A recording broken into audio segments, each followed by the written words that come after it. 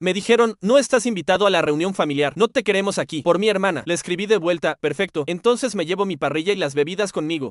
La mañana siguiente, era el primer fin de semana del verano, y ya estaba marinando costillas para la reunión familiar cuando mi teléfono vibró. Era un mensaje de mi hermana Julia. Miré hacia abajo, esperando una de sus típicas preguntas de último momento sobre bebidas o postres, pero lo que leí me hizo detenerme en seco. No estás invitado a la reunión familiar, no te queremos aquí. Eso fue todo, sin explicación, solo un despido frío y tajante. Me quedé mirando las palabras, leyéndolas una y otra vez como si pudieran cambiar. No lo hicieron. Durante años, había sido el corazón de nuestras reuniones familiares, el tipo que montaba la parrilla, mantenía las bebidas fluyendo y se aseguraba de que todos estuvieran riendo, sin importar que tan tensas pudieran ponerse las cosas. No era el niño dorado, ni el que tenía un trabajo elegante, pero era el pegamento, el que recordaba el whisky favorito del tío Ted y la alergia al marisco de Ana María. Era el que convertía cada reunión en un verdadero evento familiar. Pero esta vez, Julia había dejado claro, no era bienvenido. Mis manos, aún pegajosas con el adobo, se cerraron en puños. Podía sentir el peso de todos esos años de sacrificios silenciosos, los fines de semana gastados preparando comida, las horas arrastrando neveras, el dinero gastado en cajas de cerveza y bandejas de carne asada cayendo sobre mí. Y ahora, con un mensaje de texto arrogante y despectivo, me había desinvitado. Me quedé ahí parado mirando mi teléfono, escuchando el suave zumbido del refrigerador y el sonido tenue de niños jugando calle abajo. Una respiración lenta y medida llenó mis pulmones y la dejé salir por la nariz. Mi pulgar se quedó flotando sobre el teclado. Entonces escribí de vuelta, perfecto. Entonces me llevo mi parrilla y las bebidas conmigo. Presioné enviar. Simple, directo, con un toque de mordacidad. Pero tan pronto como se envió el mensaje, sentí algo cambiar en mí, una determinación hirviente de que esta no iba a ser el final de la historia. No, Julia no iba a tener la última palabra. No esta vez. El resto de esa tarde la pasé en una extraña mezcla de furia y determinación. Caminé por mi casa, mirando todas las preparaciones que había hecho, las costillas marinándose en el refrigerador, las cajas de cerveza apiladas en el garaje, los condimentos especiales que había comprado específicamente para la reunión. Todo estaba listo para alimentar a 30 personas y ahora no tenía a dónde llevarlo. Pero mientras más lo pensaba, más se formaba una idea en mi mente, una idea que me hizo sonreír por primera vez desde que recibí ese mensaje de Julia. Si ella quería cortarme, que lo hiciera, pero yo no iba a ser el hermano triste y excluido sentado en casa, sintiéndome mal por mí mismo. Me quedé despierto hasta tarde esa noche, planeando. Revisé mi patio trasero con nuevos ojos, imaginando cómo podría transformarlo. Tenía espacio más que suficiente, y la parrilla grande que normalmente reservaba para ocasiones especiales. Podría manejar fácilmente la cantidad de comida que había preparado. Más importante aún, tenía algo que Julia nunca había tenido, la habilidad real de cocinar y entretener. Desperté con el sonido de mi teléfono vibrando en la mesita. De noche, vibrando contra la madera como una avispa atrapada. Con los ojos borrosos, lo alcancé, esperando tal vez una respuesta de Julia, algo sarcástico o arrogante, pero lo que encontré me hizo sentarme derecho. 15 llamadas perdidas, 7 mensajes de voz, una avalancha de mensajes de texto y ninguno de Julia. Las llamadas perdidas eran de mi primo Pedro y María, incluso del tío Ted. Los mensajes estaban llenos de pánico y confusión. Oye, ¿hablas en serio de no venir? Julia acaba de decirle a todos que cancelaste. Espera, ¿qué está pasando? Tú siempre traes la comida, hermano. No podemos hacer esto sin ti. Llámame, por favor, mientras me desplazaba por los mensajes. La realización amaneció como un amanecer lento. No sabían, Julia me había sorprendido con ese mensaje, pero no les había dicho a los otros. Se estaban despertando con la noticia impactante de que el tipo que manejaba la comida, las bebidas, toda la vibra de la reunión, yo no iba a venir. Dejé escapar una risa lenta, sacudiendo la cabeza mientras leía los mensajes cada vez más desesperados. Parte de mí sintió un destello de satisfacción. Julia había pensado que podía cortarme silenciosamente, pero le estaba saliendo el tiro por la culata espectacularmente. Reproduje uno de los mensajes de voz, y la voz de Pedro, usualmente relajada y tranquila, se quebró con preocupación. Oye, hermano, escucha, Julia dijo que te rajaste, pero toda esta cosa se va a venir abajo. Tú eres el que maneja la comida, las bebidas. Sabes cómo todos cuentan contigo. Por favor, llámame. ¿Podemos arreglar esto? Me froté la cara, sintiendo una mezcla de reivindicación y dolor profundo. Esto no era como se suponía que fuera. Las reuniones familiares siempre habían sido mi cosa, mi oportunidad de hacer que todos se sintieran bienvenidos, de mantener la paz, de crear recuerdos. Pero ahora era el villano en la historia de Julia. Me recosté en la cama, mirando al techo, escuchando el zumbido del aire acondicionado. Mi teléfono vibró de nuevo. Otro mensaje de Pedro. Julia está enloqueciendo. No hay plan para la comida. Todos la están culpando. ¿Qué deberíamos hacer? Una sonrisa lenta se extendió por mi cara. Sabía exactamente lo que iba a hacer. Durante unos minutos, solo me quedé sentado ahí, teléfono aún en mi mano, releyendo los mensajes. Cada nuevo zumbido se sentía como otro voto de confianza de miembros de la familia que no tenían idea de lo que Julia había hecho. Y cada por favor llámame o no podemos hacer esto